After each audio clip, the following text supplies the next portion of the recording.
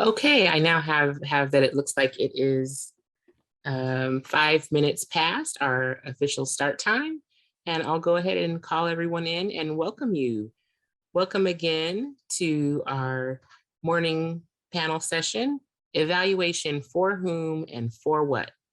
Models and Assessments of Promise. I'm your chair, Tracy Hilliard, Director of the Center for Culturally Responsive Engagement at MPHI, also known as Michigan Public Health Institute, and Director of our MPHI Seattle office. I'm also pleased to be here with you for the first time as one of the new affiliate researchers at CREA. And it's my pleasure to be your chair and co-facilitator of this session today. I also want to acknowledge our session moderator in the background, Benjamin Wong. Today we have two outstanding panel presentations prepared for you. First, we'll have Smokescreens and White Saviors, examining misappropriations of cultural responsiveness in student assessments with authors Crystasany Turner, Kelly Renee Allen, who's not here today, and Leanne Evans from University of Wisconsin-Milwaukee. Second, we'll have insights on standardized testing amidst the COVID-19 pandemic, a comparative analysis for a new normal. Rosnidar Arshad from University of Nevada, Las Vegas. With that, we have two presentations today for our time together, and so we anticipate taking about 30 minutes for each with discussion at the end. And of course, you should have time remaining inside of each presenter's 30 minutes if you have a few questions you want to ask directly. And then we can open it up and have a joint discussion at the end.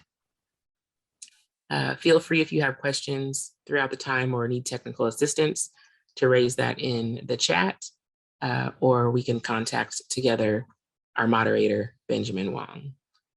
And with that, I'll turn it over to our first group of panelists, Crystasany Turner and Leanne Evans. Smokescreens and White Saviors, examining misappropriations of cultural responsiveness in student assessments.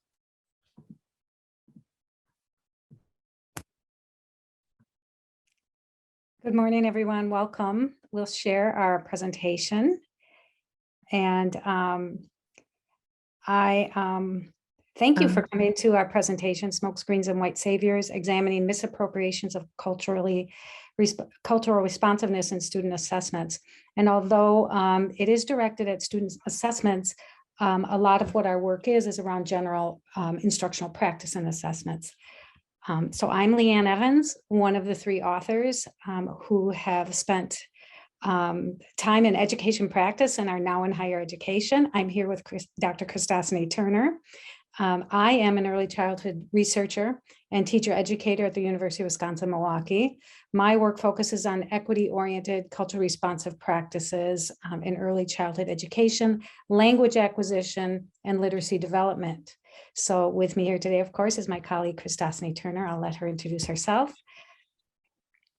Hi there, give me one moment. I'm trying to get my life together so I can share the screen with you all. Alrighty. There you go. Looks good, Crystasany. Thank you. Crystasany. I appreciate it. And we're presenting. Awesome. Thank you, Dr. Evans. And so, yeah, my name is Crystasany Turner, and I am assistant professor with Erickson Institute in Chicago, Illinois. And and so my research has to do with cultural responsiveness and bilingual education within early childcare. And so what does cultural responsiveness look like to our youngest learners? And so I'm excited to be here with you all today. And also from the University of Wisconsin-Milwaukee is our co-author, Kelly Allen, who was unable to be here with us today. Kelly's a PhD candidate, researcher and teacher educator. Her work focuses on equity, anti-racism in social studies education. She's becoming very well known with her work in hip hop pedagogy. So the work presented here today is a sub-project of a larger research study that the three of us were involved in, funded by the U.S. Department of Education, supporting Effective Educator Grant. And in the larger project, we had the opportunity to examine the development of 12 culturally responsive practice centers in a Midwest urban school district, the school district, which is the largest in the Midwest state. Through this larger research, we delved into the origins and essence of the language and practices of culturally responsive pedagogy. It was very interesting to us as we delved into the essence of culturally responsive frameworks. Our work took us down the pathway of many critical conversations. We spent a lot of time together talking about the ways in which culturally responsive instructional and assessment practices has been misinterpreted, co-opted, and misappropriated in ways that we feel that needed addressing and were harmful to students. So our conversation specifically centered on the reality that when we went back and looked at where did these frameworks originate in? So the reality that culturally responsive frameworks originated and resided in the work of scholars of color who courageously rejected oppressive systems that perceive and manifest students' perceptions of students in urban communities as deficient and underachieving. As we looked back over this about 60 years into the Brown v. Board of Education legislation and post-civil rights era, we took some time to examine the truth about the resistance that happened to desegregation and the unwillingness of white Americans to integrate with students and teachers of color. That became important to us as we looked at where we are today. And what occurred following the Brown decision. So as we examined, this resulted in the widespread elimination, layoffs, and demotions of teachers of color. And these conditions, of course, along with other systemic acceptances of inequities in access and discriminatory practices, has led to what we know as a cultural, racial, and linguistic incongruency that we see that remains between teachers and students today. So this has been a devastating blow to students of color, and these frameworks of equity that were a response to this, such as culturally responsive culturally relevant pedagogy, culturally responsive, culturally sustaining, are a response not only to the cultural chasm that exists between teachers and their students, but the gaping hole between society and historically marginalized students. And I'm going to ask Crystasany if you'd like to add anything to that first work that we did. Yeah, thank you. Yeah, I just wanted to reiterate the fact that oftentimes when we're looking at cultural responsiveness and what it means to teach children of color and children from diverse backgrounds, oftentimes we look at, oh, there's a mismatch in teachers and students, and you look at, you know, predominantly white teachers, white women teachers coming into classrooms with Black and brown faces. And that's where we start the conversation. But like my colleague said, that looking back, as we're doing this research around good teaching, this is not good teaching of children of color is not something that we're trying to create and we're trying to, you know, crack the code. That was something that was already happening when we had teachers who looked like our children coming from similar backgrounds and similar cultural understandings as our children. And like you said, like with the systemic push out of teachers of color, now we find ourselves in a space where we're trying to rebuild and reclaim what was essentially stolen from our children. And so yeah, that's what we're kind of trying to reclaim through this work. And so so you probably already read our problem statement, is the fact that culturally responsive pedagogy is often diminished to satisfy policy, funding, and reform mandates, rather than preserving and being implemented as a means of establishing a critical consciousness in highly effective education. All right. So, okay. Go ahead. So the purpose of our work, like I said, is to move towards a clear understanding of a pedagogy that authentically advocates the lived experiences and ways of knowing of students of color. And so we recognize that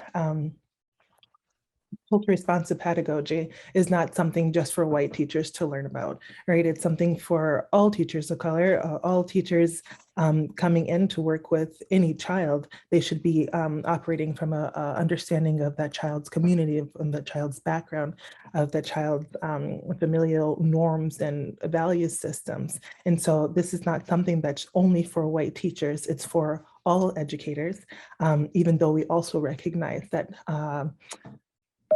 because of race, because of racism, that teachers of color and people who are coming from a different understanding and different perspectives, that work of becoming a culture responsive pedagogue is going to look different for a white teacher who may not have that background than somebody who is coming from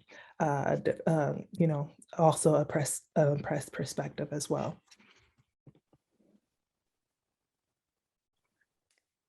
So grounding our work, we delved into the wide spectrum of definitions and discussions about culture and what culture is, and searched for what represents where we are in our critical conversations.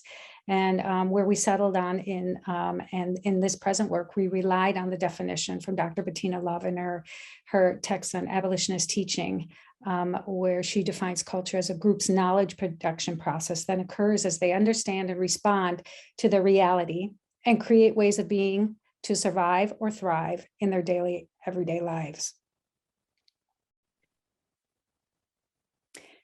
So through our conversations about our own experiences in the educational field at different levels and our work with our culturally responsive practice centers, as we talked about instruction and assessment practices, we found that there were patterns of what we saw regarding misappropriations of practice, of culturally responsive practice, the language that was used around what teachers were calling culturally responsive practice.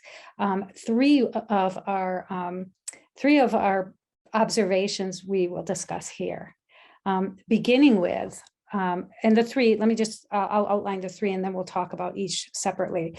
But first, we observe that culturally responsive practices often act as a smokescreen of good intentions, and not to take away from the good intentions that teachers have. So we delved into that. Second, we observed culture as a pedagogical hook for students' acquisition of knowledge. And third, culturally responsive practices as a tool of assimilation. So first, I would like to discuss what we say as a smokescreen of good intention. And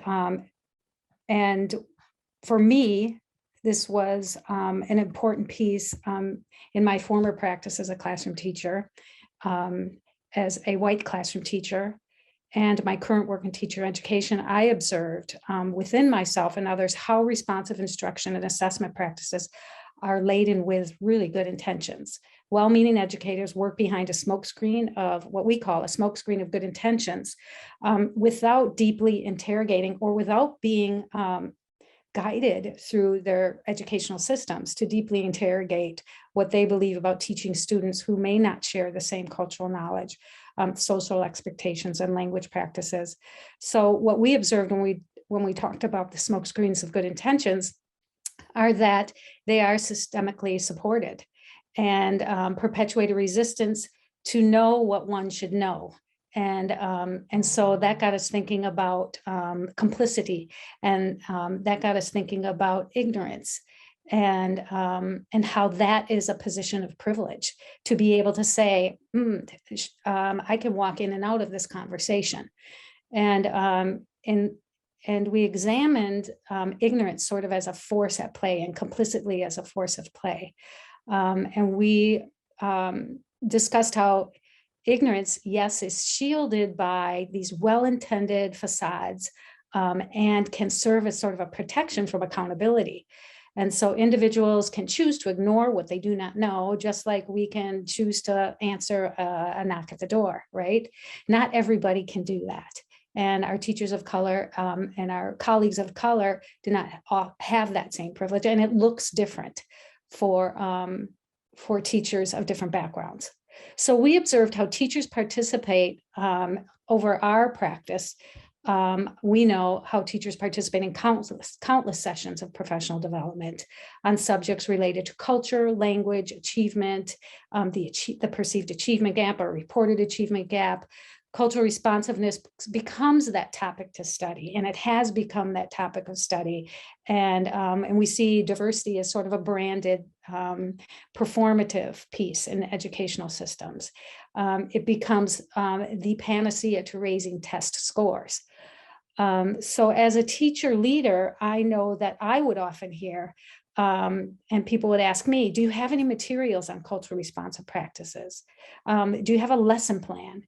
And I recognize these as good intentions rooted in very gross misinterpretations of the essence of culturally responsive foundations, which cannot be captured with those ready-made activities that teachers often ask for, or that packaged curriculum, or that assessment piece that if I only had something to assess all my children with.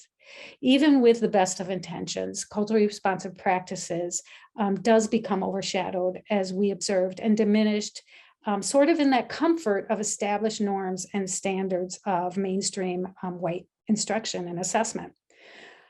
So what this looks like in practice plays out in often shallow, misguided, and misappropriated pedagogies.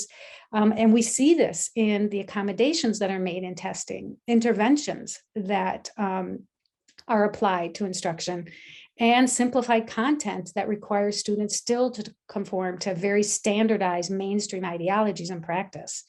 This is, for example, in the case of English language learners, bilingual learners. Learners are often pressured to compromise their home languages and cultures to present themselves as competent and intelligent English speakers, right? In a discriminatory social order in which language is seen as the dominant language is seen as the mainstream English language. So I, in my years of practice, have seen, and we observed in our research work, the unrelenting emphasis on standard English as the language of assessment, and an unwillingness to sort of realize that first language and home vernaculars as legitimate sources of academic competency. And so when we think about that perceived achievement gap that data shows in test scores, we have pushed back on that in relation to this observation. So in this first observation, we concluded that good intentions serve for a cover for this divergent reality that protects and sort of legitimizes this narrative for schools and community systems regarding reporting of test data, achievement gap closing, and suspension and referral reduction. So these suspension and referral reporting and the impetus for reducing that. So these factors become the rationale for implementing culturally responsive pedagogies and practices in instruction and assessment, rather than centering teaching and learning on students' experiences and cultural orientations. So misappropriations such as these, when they are obscured by the good intentions, are hard to identify and cannot be accurately identified until we believe that culturally responsive pedagogy is truly understood and taken all the way back to that essence we talked about in the beginning of our presentation, why culturally responsive practices even need to exist. And now we believe that culturally responsive pedagogy exists only when educators understand this and understand students' cultures, confront those biases they hold about students in communities of color and their colleagues of color. And without this act of culturally conscious engagement, we believe that these misappropriations will thrive as a smokescreen of good intention. Thank you, Dr. Evans.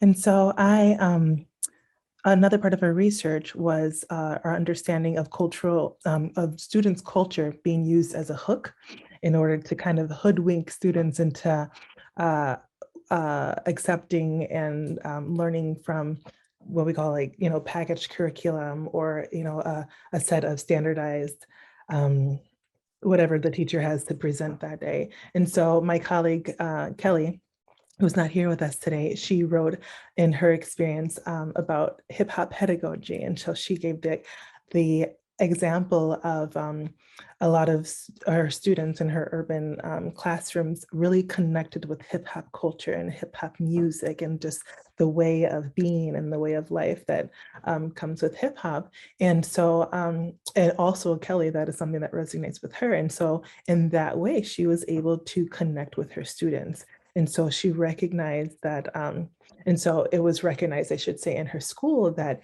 like, wow, in Miss Allen's classroom, they're having a great time. The students are really engaged, they're really learning. And so she had a number of colleagues come in to observe her, and they're like, oh, wow, what are you doing with the children? Why are they so engaged? And she'd let them know, like, well, I use our connection with hip hop in order to connect with the students. And that's how I kind of package um, my work with them.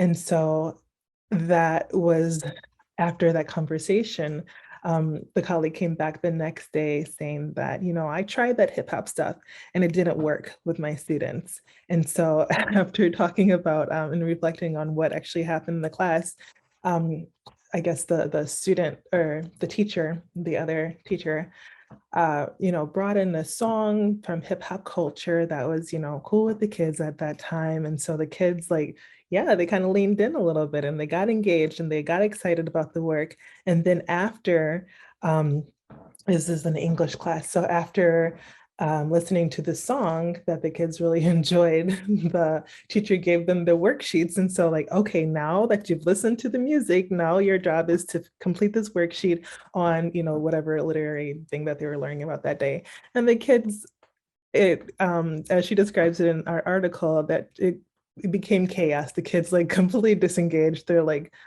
what the heck? What did you try to do to us? And bottom line, they felt hoodwinked. They felt that their culture and something that they really were engaged with, something that was interesting to them, was being used as a hook.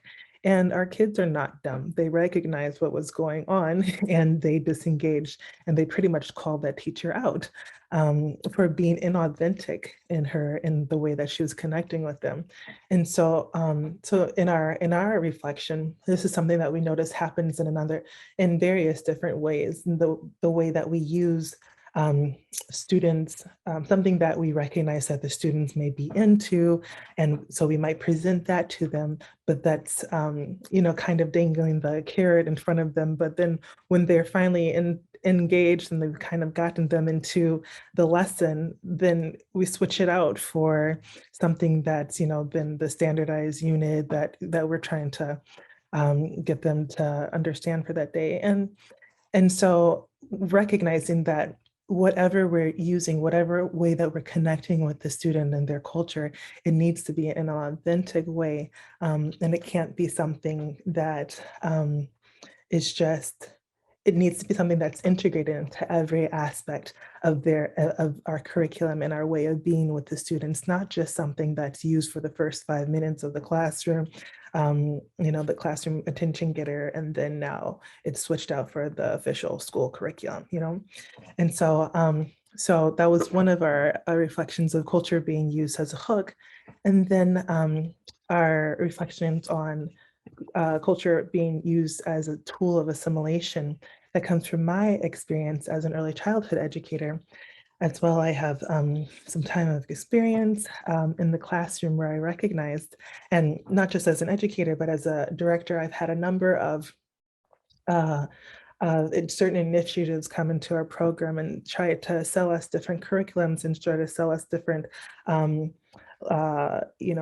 literary initiatives to help our students get more on the trajectory of children who may come from more affluent or middle-class families.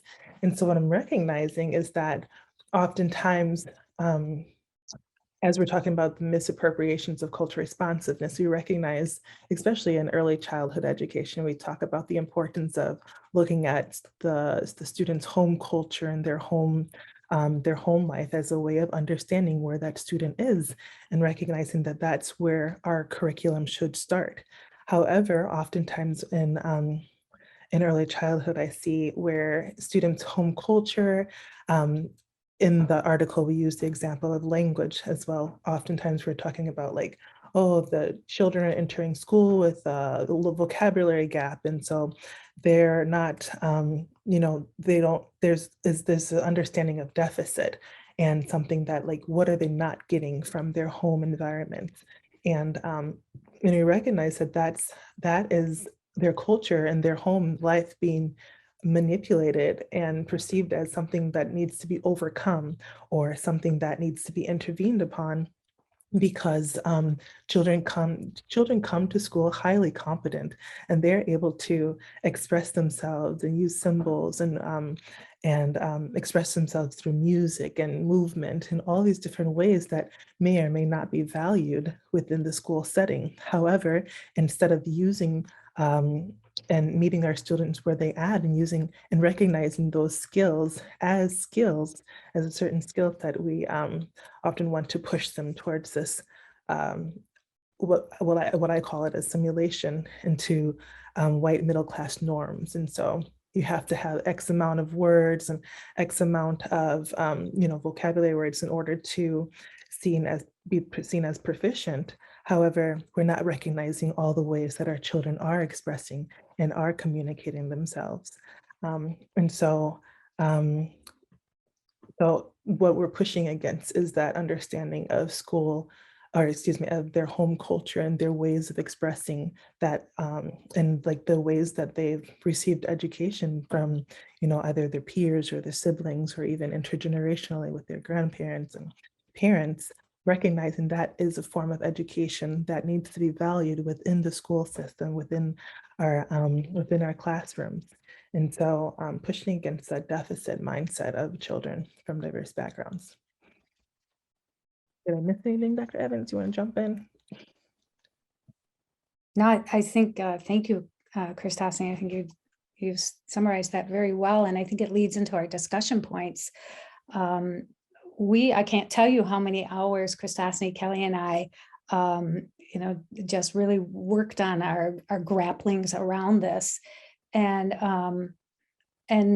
we started thinking about and really reflecting on our own selves as teacher educators, and thought, well, what things do we want our pre-service teachers to know? What are the things that we can honestly and authentically work on in our teacher education courses, and our time spent in not only with the students that we were working with in the university level, who are going to eventually be in classrooms, but also with our colleagues in teacher education. And we came up with 3 premises in our commitment to define and identify those frameworks of equity that we believed were essential in our work in helping to develop future teachers, and based on equity-oriented instruction and assessment practices. And we realized that, yeah, first and foremost, that cultural responsiveness, as good teaching, yes, it is good teaching, it's excellent teaching in its authentic, genuinely intended form. And we also recognize that over time it has evolved, and as you can see, it has evolved as even since the work of Gloria Ladson-Billings and culturally relevant practices, what has evolved around the language and how she has come back to it as well recently. And we've learned that it's much more than just good teaching. It's because the notion of good teaching is unreliable and equivocal. And while we can illuminate conceptions of what it means to be culturally responsive, and we can talk about that as concluded in our examination of what is culture, what is culturally responsive practices, how culturally responsive teaching is actualized, really can't be generalized. And we noticed that in our observations of our 12 culturally responsive practice centers. Each one of those schools had localized unique nuances and language around culturally responsive practices. And so So we believe that the essence of the pedagogy around culturally responsive practices is dependent on that cultural local context within which that our responding as educators occurs, or our education of pre-service teachers occurs. So we suggest that there's the pluralistic ideologies and that Irizarry talks about, and the pedagogical flexibility are cornerstone features of culturally responsive teaching and linguistically responsive teaching, specifically in urban contexts. And providing prospective teachers with multiple perspectives, approaches to understanding how profoundly those realities outside of school impact what's happening inside of school. Specifically, we all have lived through the last 18 months and the, not just the health pandemic, but Black Lives Matter movement and the, and the other equity movements that are occurring and that are needed and occurring are not illuminating anything new, but have brought an incredible awareness. And so providing prospective teachers with those multiple perspectives and approaches to understanding those realities is really key to grounding our practices in the cultures of students. So as we work with prospective teachers and provide that exposure to these critical perspectives, we really want to illuminate the perspectives of our scholars of color to foster those dispositions and realize that culturally responsive teaching is not about shielding oneself or becoming complicit or becoming ignorant and being able to just say, oh, I didn't know.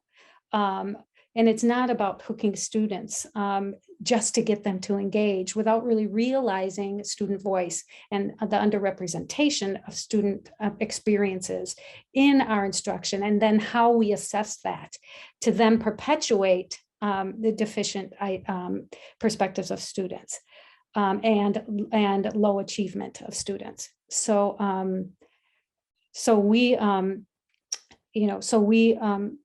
that premise of, it's way more than that moment in time in that classroom. It's surrounded by history. It's surrounded by a lot of sociocultural contexts and what students bring to the classroom. And then we also, the second premise that we worked on was this understanding of culturally responsive pedagogy as very dynamic. And it's a pluralistic construct. And we believe that courses of study should be challenged and interrogated and reconceptualized so that not only pre-service teachers, but once pre-service teachers get into the preschool 12 educational environments, that it includes racial and cultural knowledge as central and salient. And in doing so, we believe that employing the same theories and reflective methods that we facilitate in our teacher candidates needs to move into those settings so that professional development continues. And we noticed that a lot in those culturally responsive practice centers that we worked in, that students got to a point where our teachers in those practice centers got to a point where they're saying, okay, we get the theory, we understand this. What does it look like in the classroom? How does that look? And it was a really important piece to that. So it's that modeling of methods and designing experiences that we do not only in teacher education for pre-service teachers, but in service, that will help foster those culturally responsive behaviors and be eventuated in classrooms. So, so I think we believe this begins with a thorough audit of our curriculum, of our assessment practices, course texts, the resources, and interrogate that and understand those as blueprints for objectives and expectations that that genuinely represent the essence of what culturally responsive pedagogy should look like. And then Crystasany, thank you for touching in on the third premise. Yeah, you know what I was thinking about, Dr. Evans, when you mentioned how a number of our teachers talked about how, like, oh, okay, we got it, we got the theory, but at the same time, their understanding, it was evident that there was a disconnect between their understanding, their mental assent to what cultural responsiveness was versus their practice. And so I just cannot overstate the importance of really, which speaks to our third part, students and communities as an inviolable nucleus, really leaning into what it means to understand your students' culture, to understand their family, their family narratives, the community in which the school in which you're teaching in.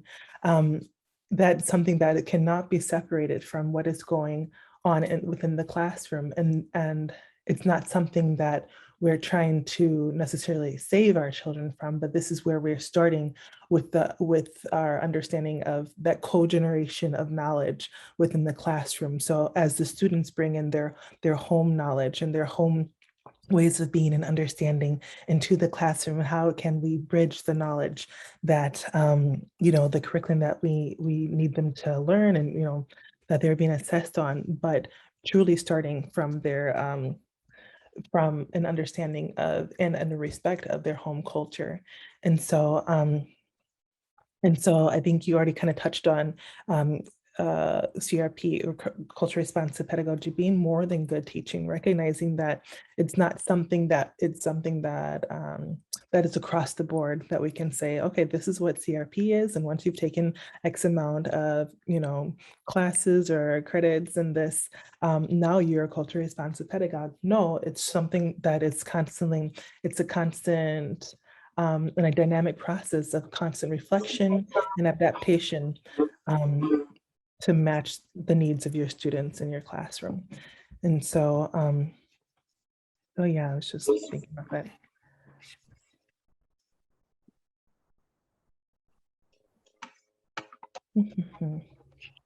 This is a link to our article. And so I don't know, I can't copy and paste it from this, but I can put it in the chat later on if you're interested in, reading the full piece. Thank you. Thank you, everyone. For questions or I'm sorry. Thank you both so much. We appreciate your thought-provoking presentation, particularly with the real life examples that you had about what it looks like to execute the culturally responsive pedagogy you mentioned, and also the culturally responsive evaluation activities for all of us to learn from here in our CREA community. With that, we do have some time if you would like to take a few questions before we go to our second panelist. Would you like to take a few questions now? Doctors Turner and Evans? Sure. By all means.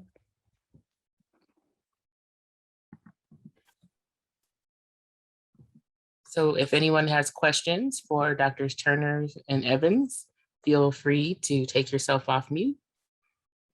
You're welcome to raise your hand, or if it's quiet enough, folks can just come off mute and raise your questions for our outstanding panelists today.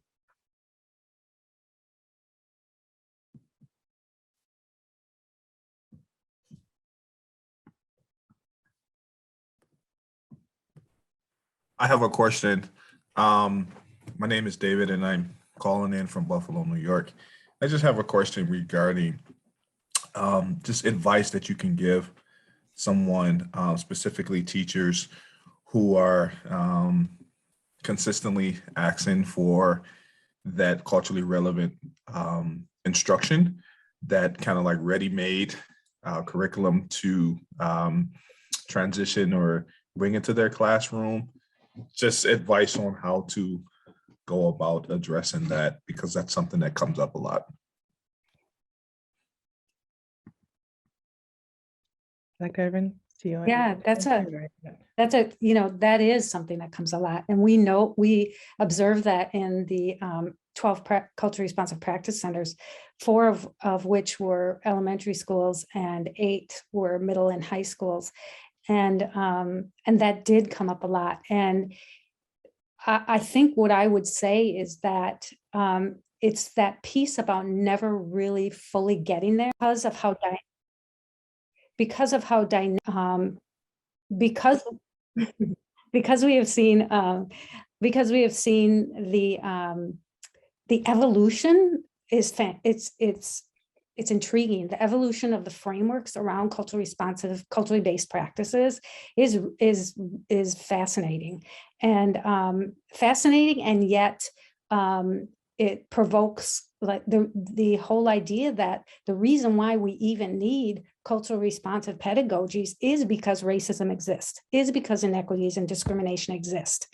And it's not going to be something I can hand to you, but it's going to be something that shows up the moment you greet those students, how you're planning for the students, and setting up. I think, and Crystasany will I would love for you to also add in, but it starts with what we found is just like looking at the whole climate and culture of the school environment, and it looked different at every single school. And those schools that had a commitment to changing the culture of the school and not just offering performative professional development, those schools succeeded in and becoming schools that had really deep and critical discussions and started making changes and elevating student voice and elevating the voices of underrepresented teachers.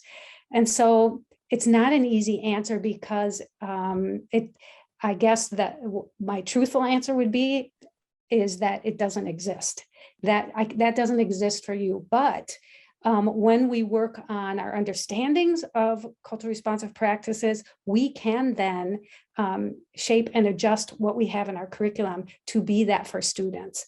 And I think it's all about, again, centralizing the student's voice and what Crystasany talked about, the co-creation of that curriculum. It's hard. And what we found was that teachers are all at a different place. So PD, professional development, that comes from a one size, here we go, here's what we're going to do, because our teachers of different races experience it differently. And so that's one of the biggest outcomes that we had from the larger research, is to see that it had to be that we looked at culturally responsive practices and professional development as an internal endeavor first, where people had to look within them and then look at it as sort of the collective. Where do we all fit in with this? I know this is a long-winded, but that's not an easy question to answer. Crystasany, would you add anything to that? Yeah, so what I was going to say is ask their students. And so that the students is who you're going to be, who you're talking to. And so and I think Kelly would also say this if she were here. One of the things that we've done in the past, like obviously we had, Kelly works with high school students. I work with younger students, but what we do is she's given them the syllabus or given them a lesson plan and said, okay, so this is what I planned for the day, but what is that? How does that look to you, kind of thing? And asking them and creating spaces for children and for students and our young learners to have dialogue around, okay, so like this is like, okay, I know that we have to cover the Revolutionary War, but there are ways to talk about war and conflict that is relevant to our students. And so asking the students, to give us feedback. And so it's that idea of the teacher, like Dr. Evans said, like the co-generation of knowledge. It's the idea that the teacher as well is a learner in the classroom and establishing yourself as a learner. I'm not the sage on the stage. I don't know everything, and I want to learn from you what's relevant to you. And I feel like that is like one of the first steps that we can take to truly bridge what we like the content that we need them to understand versus like what they're actually going to gain from us. And so we can push down, whatever content that we need, but if they're not going to retain it, and if it's something that is just like, they can check that box off, is that real learning going on? And so being a learner with your students. But yeah, and so I can't overexpress the importance of being a co-generator of knowledge, a co-teacher with your students and having those conversations. And I would say too, that a lot of our schools started with like, and I'm hesitating to say this only because this can't be where it stays, but started with gathering and the language around this, which happened through book studies and things like that, where there's some amazing authors of color who are writing about experiences, who are writing about this. And I'm just pulling off my desk, looking at Richard Milner's Start Where You Are, But Don't Stay There, his updated version. Or a lot of schools did that, but the caveat there and the caution there is that it can't stay there on that sofa reading that book. That doesn't take it to the action. But if teachers want something to develop their language around it and to start developing their understanding, here in Milwaukee, we often use the text Educating Milwaukee to talk about how segregation shaped education as it is in Milwaukee, being one of the highest segregated cities in America. And so looking locally at what are those patterns, how, to understand the local is really important, because we cannot generalize what we're talking about here, because the language is different in each space. Even in the schools we studied in the same district, the language was different. So David, you asked such an excellent question, and we could spend a semester. So thank you. Thank you. I really appreciate it. And I think that kind of transitioned into a question that one of my colleagues submitted in the chat, and that was looking for resources for those. So you mentioned the first one, Start Where You Are, But Don't Stay There. Yeah, so I'm actually using this for a graduate course, so it was on my desk here. But Richard Milner's Start Where You Are, But Don't Stay There. And the chapters give examples of teachers, which I think is a really awesome way to discuss this with in-service teachers, to provide examples of that. But the premise there is that Richard Milner pushes up against this idea that we have this reported achievement gap, instead calls it the opportunity gap, and that students just haven't been exposed to those things because teachers haven't been prepared to do it in the way that Crystasany described and that we described throughout this presentation. So that is one. I mean, there are book lists out there, Abraham Kendi's books and Bettina Love's books on abolitionist teaching. And I think that as long as it doesn't just stay there, but move somewhere to be transformative and action oriented, I think is maybe a good place to start. Crystasany or Dr. Turner, would you add anything? Yeah, I have all these books that I read, but I can't think of anything off the top of my head. But I could go to my bookshelf behind me. Right. Thank you, guys. I appreciate it so much. Yeah. Thank you. Okay. And for Drs. Evans and Dr. Turner for their amazing presentation. Encourage you to follow up with them directly if you have more questions after that very thought-provoking and insightful presentation. And at this time, we'll now shift to our second panel. Also just want to encourage you all to utilize the platform to connect further with the panelists today. There are several technological solutions to really create a very engaging and personalized experience for your CREA conference attendance, albeit virtual, inside of the HOVA app. So hope you can use that and continue to experience the family and relational tone to the CREA conference that I think is something that it's well known for and that so many of us treasure this experience for. And with that, we'll transition into our next presentation.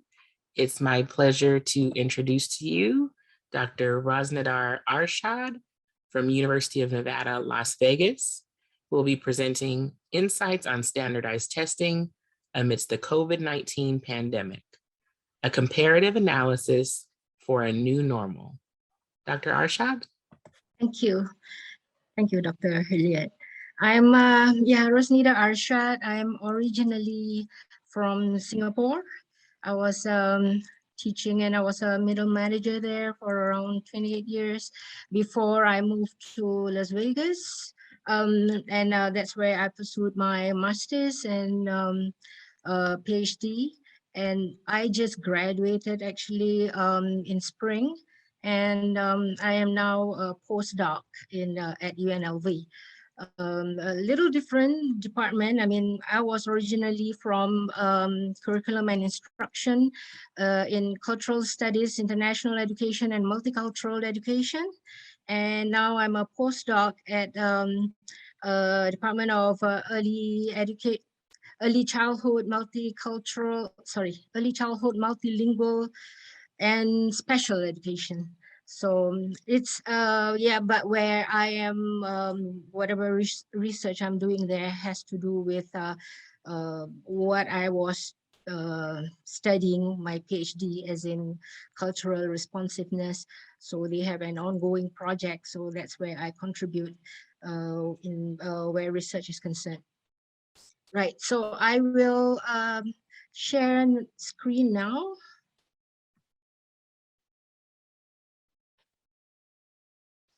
Hold on a minute.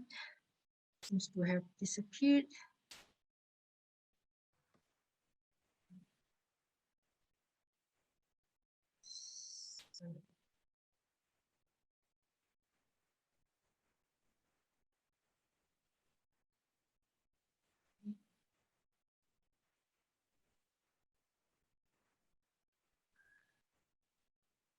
Let me find it again, sorry.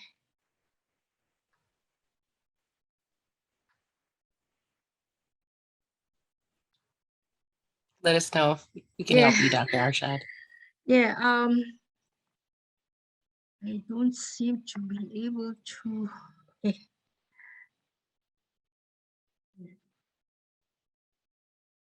Do you see the, there you go. Yes. It started. Very good. So I will need to open this.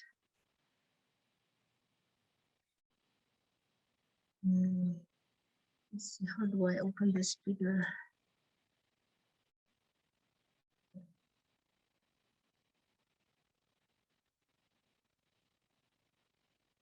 Okay, right. Yeah, so it's insights on standardized testing amidst the, sorry, amidst the COVID-19 pandemic. It's a comparative analysis for a new normal. So what I mean by a new normal here is that there was this pandemic, which is just, I would say, one crisis, but it makes us think of, there will be many crises to come. So what are the challenges that we face now that we will also face when another crisis come along? So that's when I would say standardized test is something that requires the students to be brought together and requires them to already learn ways to answer test questions and in a standardized way. So when there's crisis, firstly, they cannot have the usual teacher-led lessons, and they cannot the teacher cannot, like what many of them are doing now, like teach them to the test. So how do we better prepare students? So instead of just thinking about how do we better prepare them for standardized testing during a pandemic or during a crisis, how do we what else needs to be changed? That means something that can withstand crisis, that can withstand any situation, and at the same time equitable for all the students of different culture. So that is what we are discussing here. So the background, as you know, there was this outbreak of the COVID-19 pandemic, and I conducted this study in between fall 2020 to spring 2021, or rather earlier part of the spring 2021. And what became the paramount concern during the pandemic was the continuity of education. And there was high pressure on the performance of students on standardized tests when they are not able to attend classes during the closure. So what my study, I started out at the time when the schools are just started closing because of the COVID-19 pandemic. And already there were some papers published. They were not peer reviewed, but there were already some papers published that highlight concerns about continuity of education and about students' performance in standardized tests. And what was brought up was that the students do not have enough lesson time face to face. So how do they maintain good performance in tests? So the problem, as because of that, what's the problem here is that a standardized test has been used as the main tool for accountability. This is not in the United States. Schools rely on standardized test scores to get funding. That is, so because of that, and teachers are also evaluated based on their performance, as in their students' performance in standardized tests. And at the same time, students need standardized test scores to get sponsorship, to get to be promoted. So there's a lot of reliance on standardized test scores, which makes it like a big a challenge for the teachers or for those who want to change the status quo. But what needs to be done during this crisis is to surface the voices of stakeholders. And because if you just think of, how do these students perform in standardized tests under such conditions, but are you genuinely concerned about what they are going through?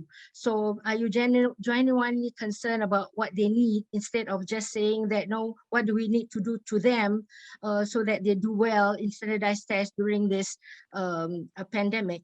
And so that will bring us to the, if we discuss that, then we will have to discuss about future transformation, where it's not only do we think about the disadvantaged students that are all along, all this while, because of standardized tests, they have been disadvantaged. And but during the crisis, that they have been even more disadvantaged. How do we help them? What are they going through? What are the challenges that they face? So this is about raising the going down, providing insights, going into the families and asking them what is happening in their lives during this pandemic. So as we know, Eurocentric education is such that if you look at scores of international standardized tests, such as the PISA. PISA is a program for international student assessment.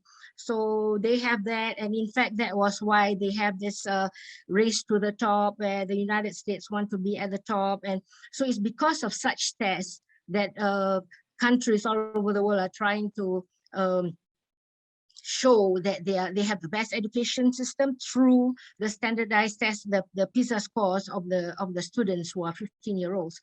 So, and during this, and based on the results, you will find that through the years, the countries that dominate the top scores, the ranks at the top, are all countries that are mainly CHC. CHC here refers to Confucian heritage culture, and those that are white, so predominantly CHC or predominantly white.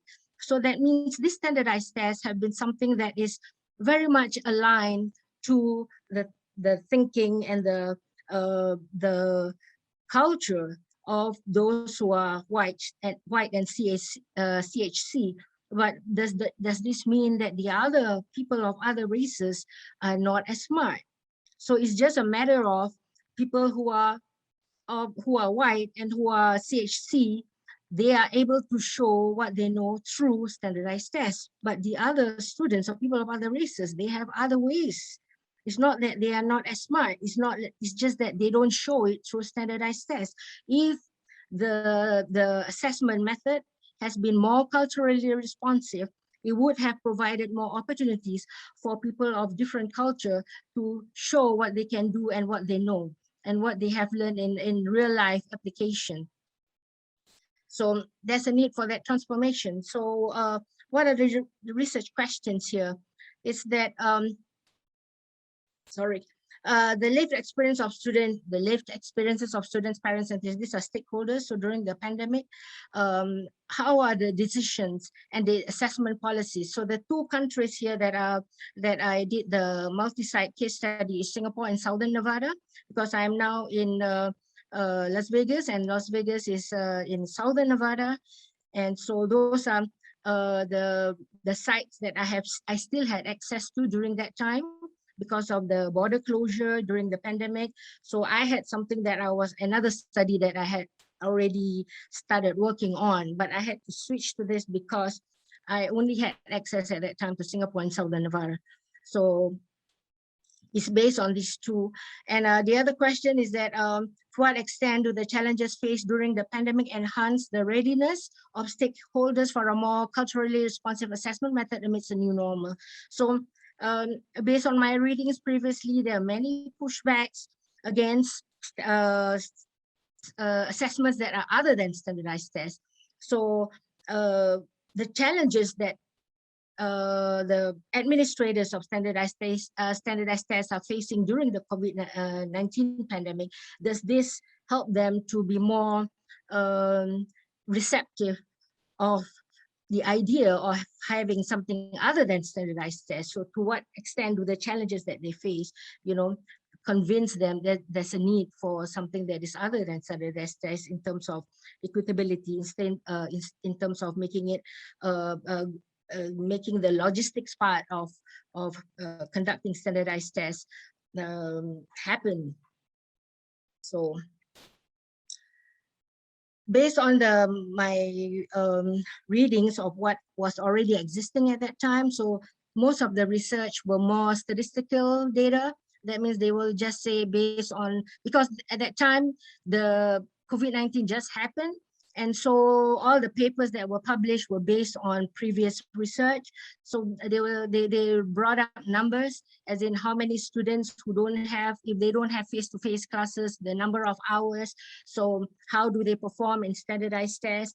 And interestingly, I found out many of the statistics that was raised, it has to do with 15-year-olds. So I cannot help but link it to the fact that they're still thinking of the PISA.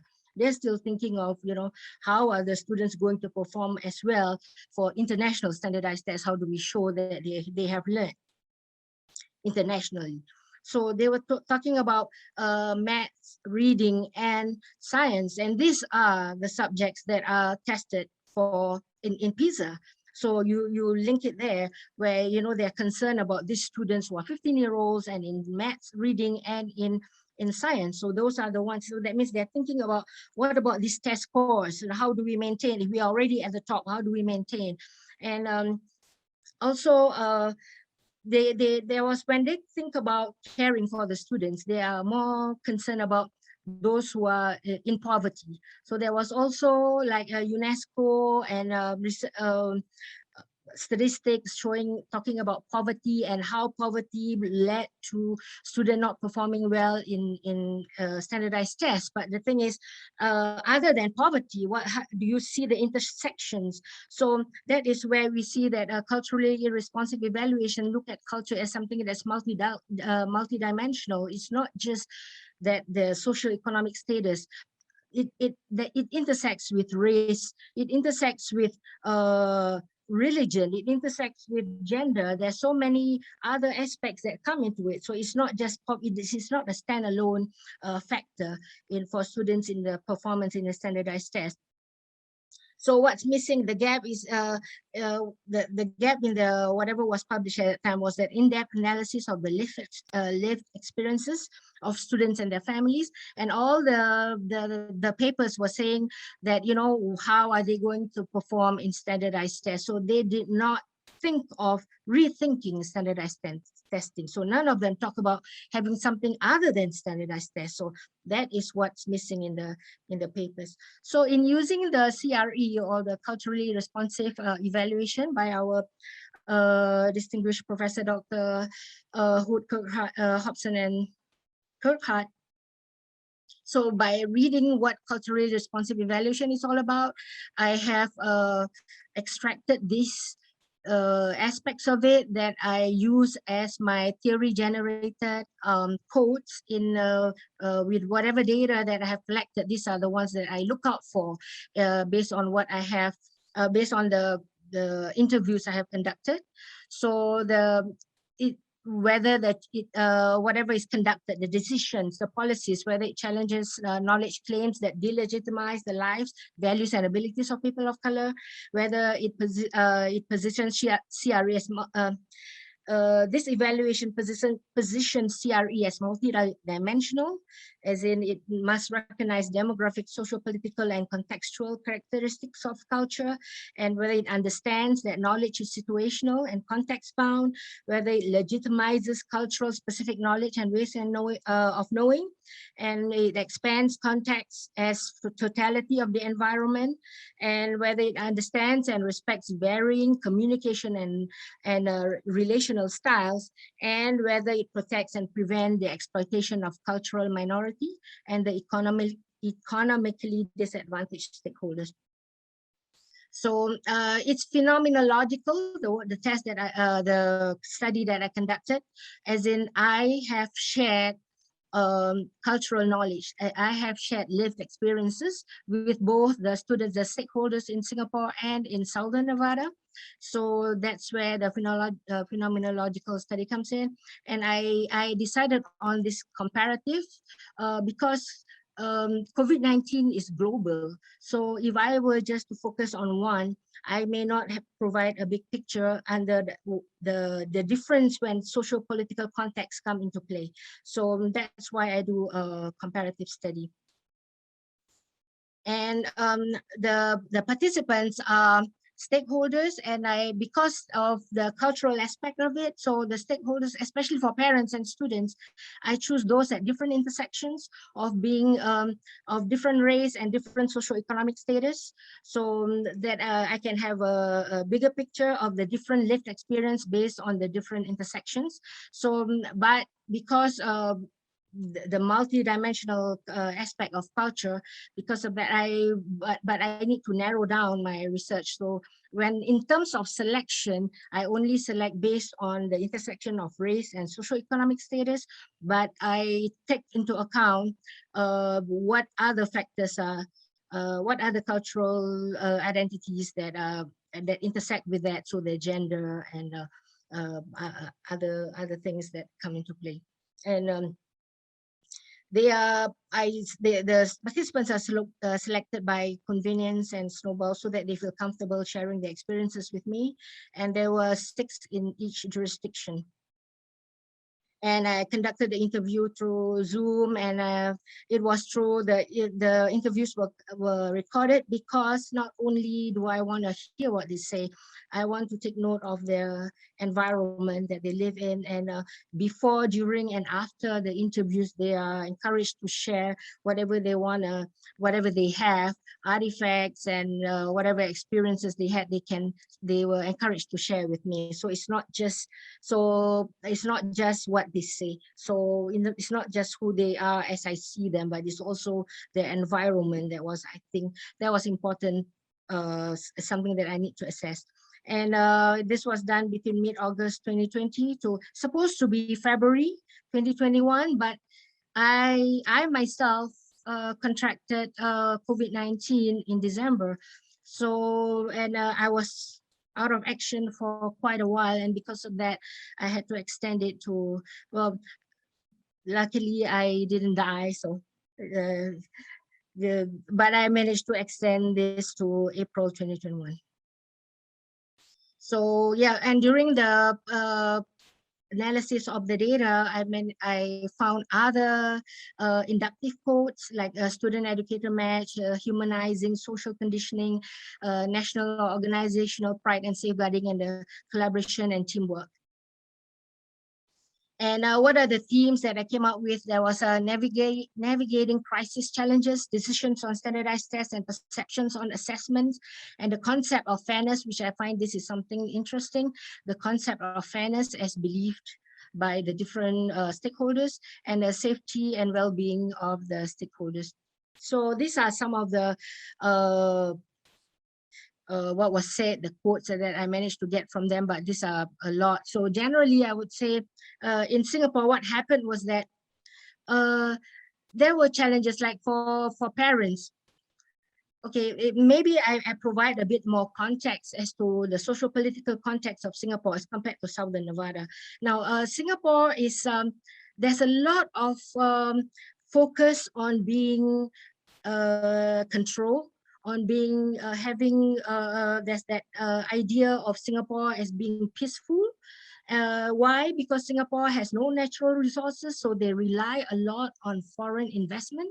So because of that, they need to always maintain that image of being everything in control, everything in order, and you know, and it's peaceful. So because of that, there's a lot of control as to what people can say, you know, so what people can share openly, and there's a lot of laws in place about people, whatever you say, if the government think that it's not true, so they will come down and you will be charged in court for, well, to you, you know, other people, most people might think it's true, but the government say no. So because of that, you know, there's a curb, on what people can say. So but and at the same time, that's how the schools manage. So it's everything is must be, there's a system whereby, you know, everybody must follow. So what the experiences of the stakeholders there is that, like for the parents, for instance, one parent mentioned that she had to work from home during the closure, and when she had to work from home, she has an autistic child that she has to manage, and the teacher kept texting and calling and telling her that, you know, you got to look at your child, make sure he pays attention. And so she found that very stressful. So that she had to focus on her work, at the same time she had to manage her child. And the teacher, when this was, I triangulate with the teachers, not that particular teacher, but asking the teacher what was their experience, and the teacher was saying that it's because the school and the Ministry of Education were harassing them. That means they have to provide a report on how many students logged in, how many students actually perform and complete the work, and how many students were did not, you know, and what did they do? So did they contact, did they try, did they get in touch with the parents? So they have to provide the report by noon. So there was that, you know, so it's like from the top, it goes down to the teacher, and from the teacher, it goes down to the student. So from the, the student, from the parents, it goes down to the student. So everybody got really stressed up. But one thing that happened also is that the teachers under stress to come up with lessons. So they collaborate, as in the teachers work together, like those teaching English for the same level, they came out with the resources for that level for English, and those for science, they came up with the resources for science, and they share, and then they tweak it to their own classes. So that's generally what happened. But the students themselves felt that they were under stress because they know that they have to sit for examinations, and they learned almost nothing. They learned very little from the teachers, because they cannot, to them, that they cannot, whatever the teachers were doing, it didn't work for them, that they were not learning anything. And also in Singapore, during that closure, what they did was that they follow the way they conduct classes. That means students log in at the time when they normally come into school, and they go through all the different periods, you know, like for Monday you have this, and Tuesday you have, so they just follow that same system, and you know, recess and everything, so they follow the same, so the timetable remains the same. So it's just a matter of, instead of face-to-face, they have the computer. So what the students, at least one student shared, was that they found that very boring, and they found that, and also they were muted during the online classes. So because of that, they find that they cannot engage. And in Southern Nevada, there's a bit of difference. So even before the school closed, there was a lot of input from stakeholders. There was a meeting for stakeholders as to what they think, you know, what are the concerns. So it seems that the main concern is the well-being of the students, because many of them are aware that many of them are of lower socioeconomic status, and they have no access to whatever resources that is needed. So the focus is more on the student well-being, and not so much on standardized test scores. So what we found was that in Singapore, there was collaboration among the teachers, and in Southern Nevada, there was collaboration within the community. In fact, the teachers were looking out for other students that are not from their own schools. There was, like if they were to call their students and their own students mentioned that there are other people they're living with who are having problems, so they contact the teachers from the other school. And there was like from a school, there's a officer who goes around in a car with the resources. So if they find that the students are not don't show up during the online classes, so they provide whatever they need. So there was a lot of collaboration within the community in looking out for one another. And in Singapore, standardized tests proceeded. That means they still had examinations. So despite the challenges faced by the students and the teachers, they still had examinations. Only thing was that it was announced that the content was reduced. So there were many topics that was not covered. And although this one is not announced, but there were talks about in terms of grading, they were more flexible. And also miraculously, the test results at the end of the year was similar to the ones that were previous year. So the overall, the percentage of pass, it was similar to the previous year. And then in Southern Nevada, standardized test was canceled, as in the ACT was canceled. But what was still continued was maths. As in that is a more formative, it's more to inform the parents about what the students the progress of the students. And semi-high stakes, as in the PSAT, that one is for students to apply for scholarship. So those who are interested, they can take, but it's not something that everybody has to take in order to promote. So what they do instead of standardized tests is they base it on their performance in their daily activities and whatever projects that was provided. And in terms of how their well-being were taken care of, schools were reopened earlier in Singapore because of this concern about standardized tests. They closed later and they opened earlier because they want to prepare the students for standardized tests. And one parent shared that there was infection during that examination period, and because of that, one class or that whole class was quarantined, and then they couldn't take examination. So there was that challenge because they still want to take the standardized test. And the parents and the students were saying they felt very, very stressed because they felt that even though they cut down on the what was tested, they felt very stressed that they had to take standardized tests when they didn't learn much during the closure. In Southern Nevada, schools only reopened in fall. So it happened in spring, but school only reopened in fall. And the students had a choice of either they go for face-to-face classes or they go online where there was a camera, so they can follow from home or they can follow. So it depends on their comfort level. And there was that social distancing. So that is in Southern Nevada. So this was in place. And in terms of how ready they were for something that's different. So in Singapore, for only the parents, so the interviewed parents, one of them totally said there must be something else that they can come up with instead of standardized tests. And another one thought that at lower level, like in Singapore now, we have standardized tests for 12-year-old and for the 15, 16-year-old. So what they are thinking is the 12-year-old, the one for the primary school. That's not necessary. So the one maybe later, because to apply for a job, because they were thinking nothing else can be used. What can they select students with if they don't have standardized test scores? But the teachers and policymakers, all of them agree that they still must have standardized tests because to them it's fair. So the only fair way to assess students, they feel, is only standardized tests, because that one, no matter who you are, no matter where you come from, you must take the same one, then it's fair. So the idea of fair here is the same. So Southern Nevada, all the stakeholders feel that there must be something else other than standardized tests. Only one policymaker, a white policymaker, only one, who thinks that standardized tests should be implemented, but only when they are about to go to the university. The rest all think that, you know, there must be something other than standardized tests that people can use that is more equitable, that is more culturally responsive.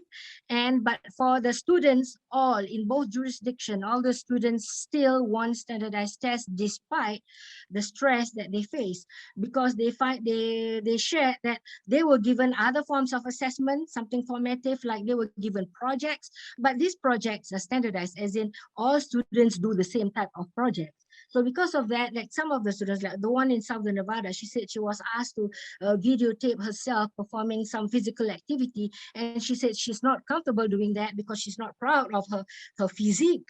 So she find that, you know, that is very stressful for her. So the problem, and for the one in Singapore, he said that, for instance, he was asked to engage on this, to do this project and then write a 50-page report about that project. So he finds that that's very tedious to have to write, you know, 50 pages of report. So the problem here is that although it's not tests as in pen and paper, but the assessment itself is still standardized, because they are given projects that everybody has to do the same project. So in that sense, it is still standardized. And like I said, in Singapore, the idea of fair is sameness or equality, and in Southern Nevada, the idea of fair is equity, as in, you know, you don't start from the same place and you have different ways of knowing. So equity is fair, whereby in Singapore, no matter how, because there's this belief in social mobility, so they feel that, you know, everybody should take the same, because that's the only way for them to assess in the same manner, to be assessed in the same manner, because the scores will be based on the same rubric. And so because of the finding shows a higher degree of cultural responsiveness in Southern Nevada as compared to Singapore.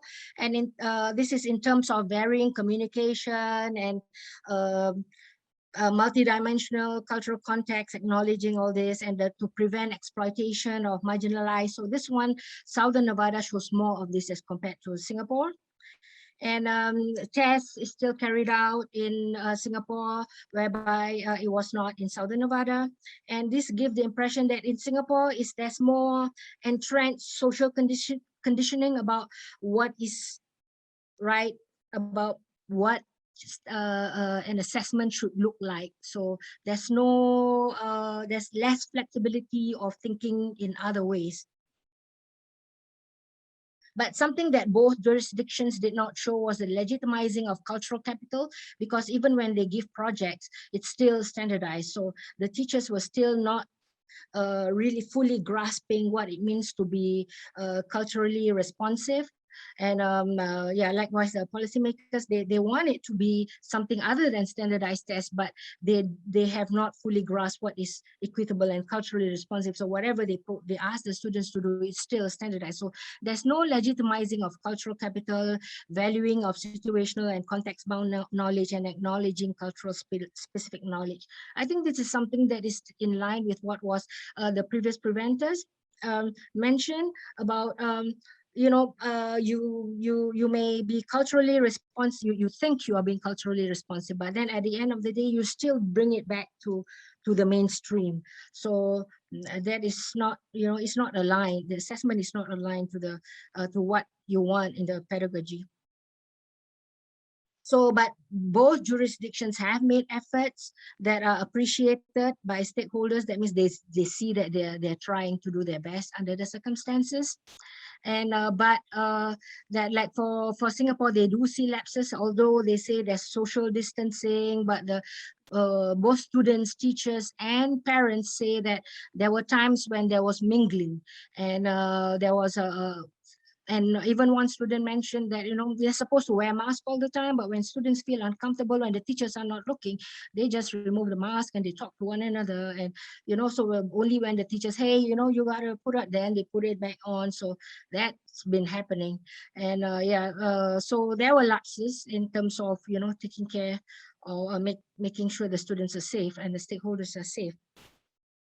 So students in both jurisdictions prefer to take standardized tests, but this is only because they have not really been exposed to culturally responsive assessment. So nothing that was given to them previously has been culturally responsive. So to them, they prefer standardized tests because of that. So it's more because of convenience. So if they have to take they have to do a project which they are not comfortable with, then they would rather just take standardized tests. It's easier. And and the limitations of this is that it does not say that like Singapore is a better education system than Southern Nevada, or Southern Nevada is better than Singapore. This is just to look at how culturally responsive they are, and it's also to see how prepared they are in to consider something other than standardized tests. And that's where we look at the socio-political context, in what ways they are different, and in how that forms their readiness, and how that affect their ability to do something that's culturally responsive. And to give a little bit more context, in Southern Nevada, the poverty, or those who are in need, students who are in need of financial assistance, the percentage is higher as compared to Singapore. 20.5% in Southern Nevada as compared to 11.4% in Singapore. So this is something that perhaps caused Southern Nevada to be more concerned about the well-being of the students as compared to Singapore. And so in conclusion, there's this also about technology. So many of the stakeholders were concerned about the teachers, the students.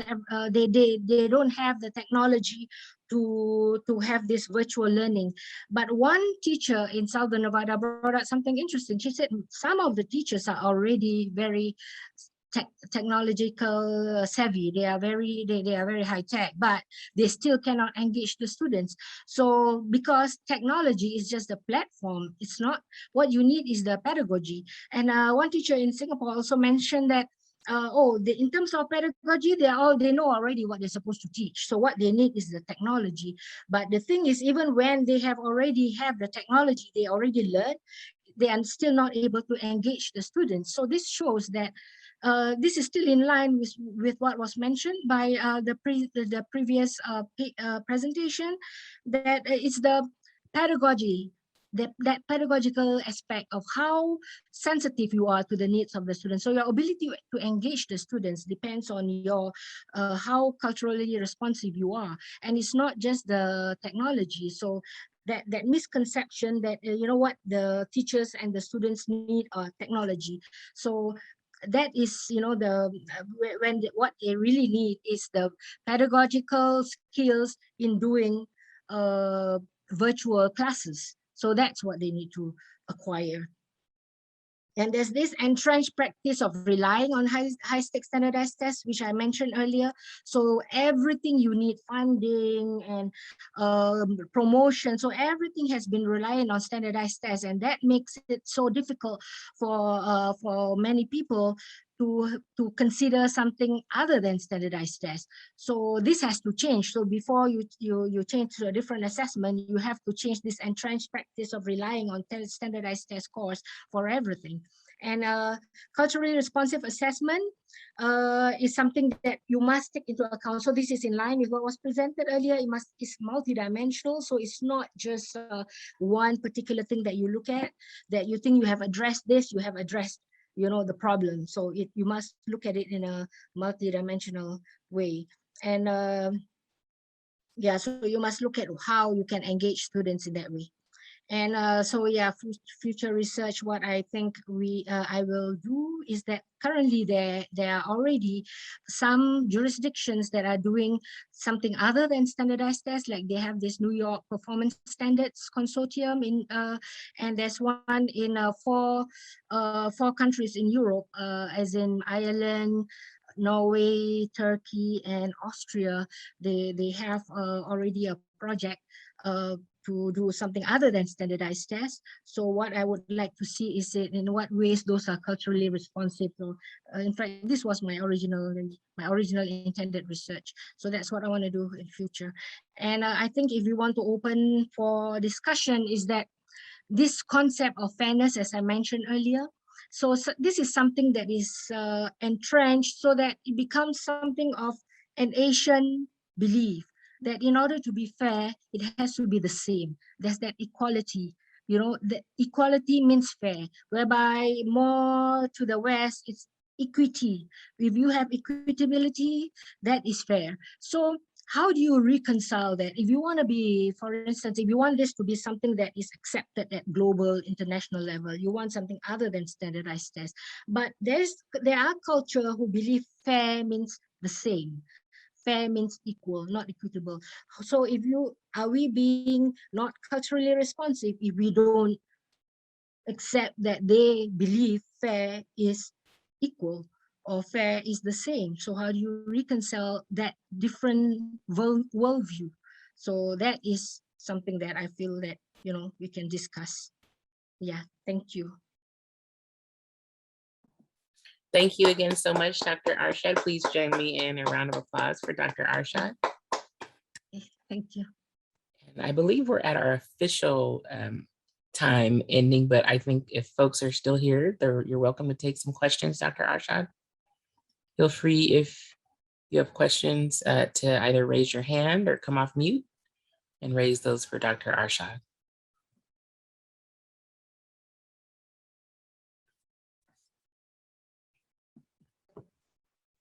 Mine's not necessarily a question, but I was really struck when you talked about in Singapore, they administered the standardized tests still, and the results were similar. And, you know, my understanding from researchers who look at standardized tests is that the best predictor of a standardized test score is the previous year's standardized test score. So it just reaffirms for me how insane this all is, that we're, you know, putting so much focus on the standardized tests and the learning loss you know, in relation to the standardized tests. Like, it just makes absolutely no sense at all. And I just want to say I'm so grateful you recovered from COVID. Yeah, me too. It was near death. Wow. Glad you're here. Yeah. Yeah, I thought, you know, I was already going to give up everything. So I persevered, I fought, and I live. Other questions for Dr. Arshad?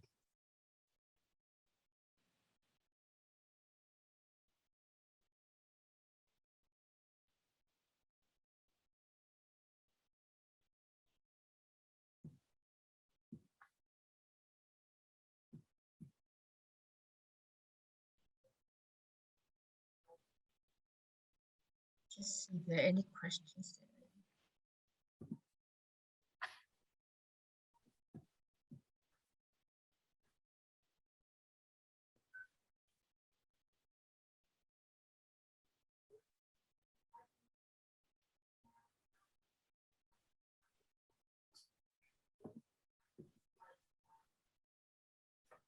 Dr. Arshad, I had one since there's Okay. silence.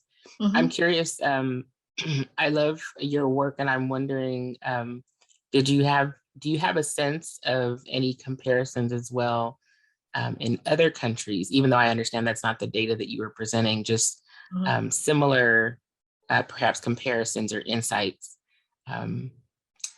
that also kind of point to the same types of approaches and differences, just if you have anything interesting to raise from other cultures or other countries. Well, I must admit, I did not like, you know, try to look at other countries. So yeah, so I was really focused at that time anyway, during this period. Like I said, I was already short of time because I was out of action for more than a month. So it was a lot of catching up to do. So I was just focused. That's understandable.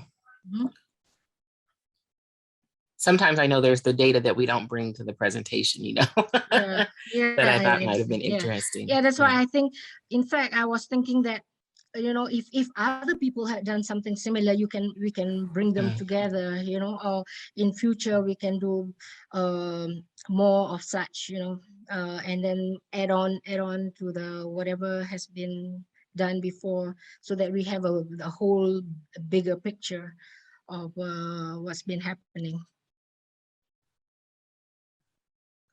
Great. Any final questions for Dr. Arshad?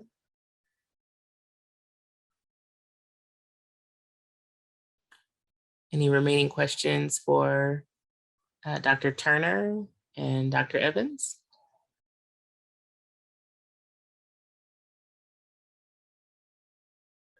Okay, well, with that silence, thank you all again. One final round of applause for all of our outstanding panelists today. Thank you. And thanks again to our session moderator, Benjamin Wong. Thank you, Benjamin. I hope this has been a great part of your CREA experience, and again, encourage you all to engage inside of the HOVA app, and we should have a very riveting lunch session coming up for us shortly. Thank you all. Thank you. Take care. Bye-bye.